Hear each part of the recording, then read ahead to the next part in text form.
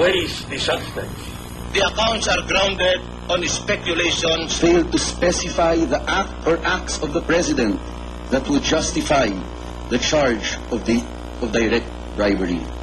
Kung ginisa ang mga Arroyo kahapon, idinipensa naman sila ngayon ng mga kaalyado sa Kamara. Pero tila nasobrahan ng isa. Mukha daw falsipikado ang inihaing impeachment complaint. Under this factual setting, it would appear beyond the shadow of doubt that the complainants are indeed guilty of falsification. Napikon ang mga nagsulong ng kaso ng pagpapatalsik sa Pangulo.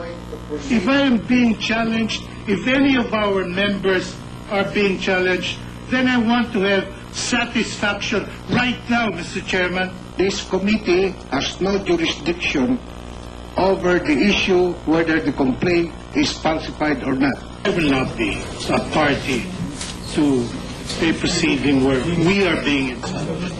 Nag-walk out sila palabas ng Kamara. Tuloy-tuloy sa labas si Congressman T.G. Ginggona at Congressman Jose de Venecia. Pero ang iba, bumalik sa upuan.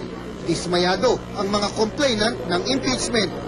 Pilit nilang linilihis ngayon ang issue sa bigat na mga paratang ni dating Speaker de Venecia kahapon. Meron talagang ebidensya, may katotohanan ito. So hindi nila kayang depensahan yung ganyan. Bukas ang debate at posibleng botohan.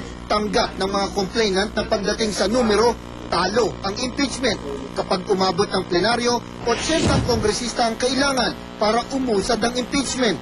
Pero wala pang 30 ang siguradong susuporta.